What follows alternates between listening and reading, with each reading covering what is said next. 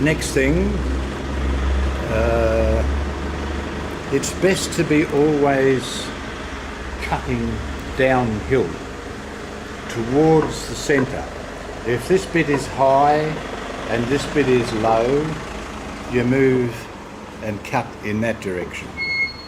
This bit is high and this bit is low, so you move your cut in that direction. Now the reason for that is that if you look at a piece of wood like this, it was in the tree upright like that, and you can see the growth rings there, which tell you that the tree was about that round. It was a big one, and that's just a little bit of it. You see the curve of the growth rings?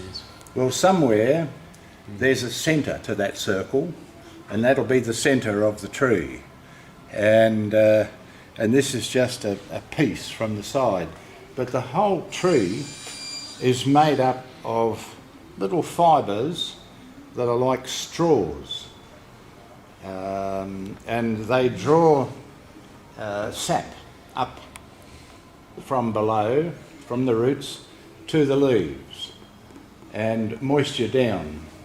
So the tree is aspirating all the time. That's what trees do. And I won't go into the difference between pines and hardwoods, but it's related to how they do that.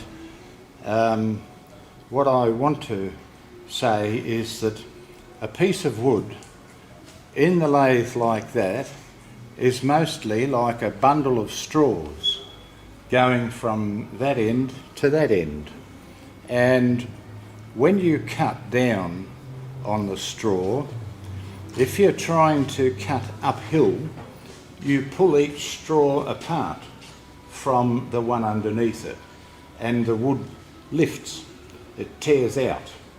If you're cutting down, the wood presses against the fibres below, and those fibres below stop it from moving, and you make a clean cut. And that's the difference. And you'll find that that cutting downhill principle applies every time you put a blade to wood. It's almost a universal principle, and you need to think about which way you're cutting.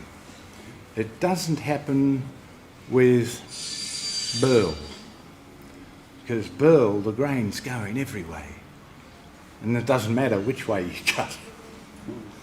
But most clear wood, like this, if you cut down to the middle, it's the way to get the best result.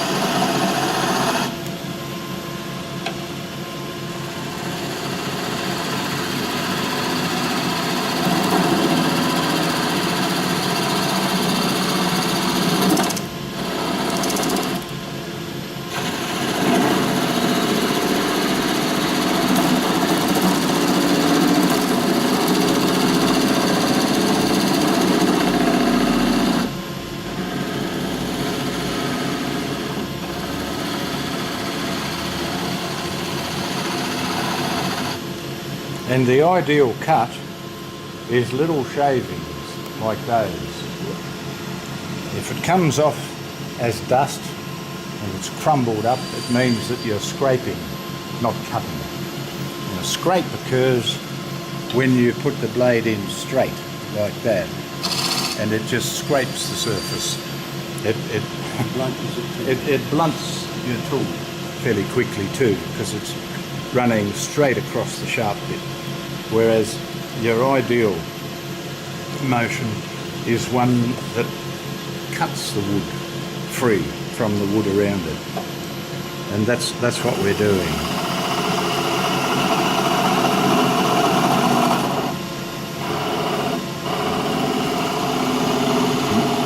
So that's a skew chisel, and there's more that it can do. For example, if I want to round the end of that, I can do that with the short point, keeping this vertically aligned with the movement of the wood.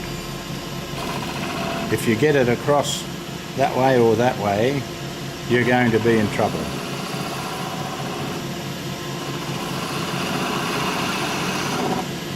And this is the sort of thing that you should be putting on the end of broom handles.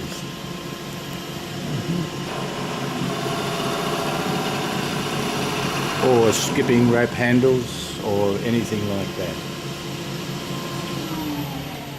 Beautiful. I'm going to show you another chisel now. You can see the shine on it from here Right there. with the lights. This is a Spindle Gouge. It's a hollow flute. It's a shallow flute. And that's compared with this, which is a bowl gouge. This has a deep flute and this has a shallow flute. And that's what the difference is. But this one we'll use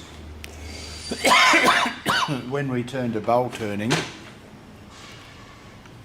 This one you can use in some aspects of bowl turning, but not all. But for the moment, its proper use is as a spindle gouge, and it's not very good at straight lines because it's not a very straight piece of blade, but it is good at making shapes. And if I want to make a shape, I hold it like that, and it's resting on the bevel, and I bring it down until it's starting to pull just a little bit of dust off, and I can roll it. And as I said, we cut downhill, so you take the cut from the other side.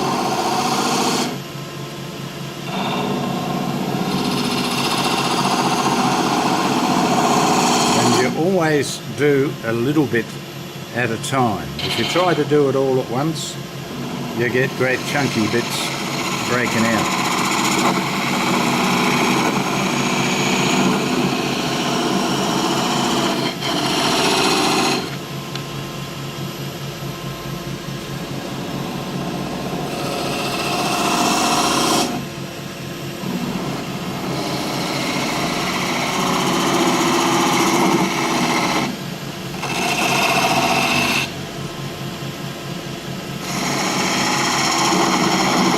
Now notice I try not to scrape like that, even though that will get me the right shape.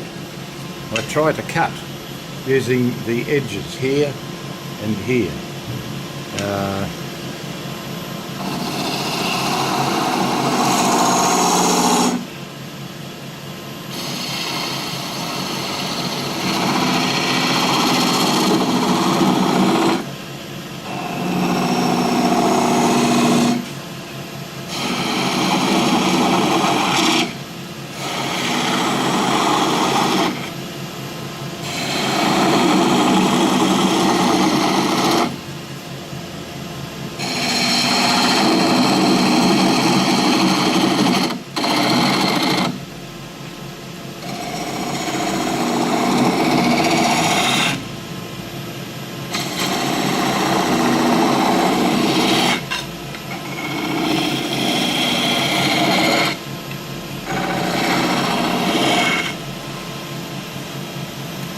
So we've got half a bead there and half a cove, and I'll show you more about doing each one of those in a minute. But you can also make a bead, a full bead, with this tool. It's a little bit harder, but it's worth learning. And you can do coves all the time with this tool because it'll fit around into the curve. And that's probably what we'll do next. Do you want to come and have a closer look at this while I just have a breath? Once you can do a bead and a cove and a straight cut, you have the basics for every shape you will ever need to make on a spindle.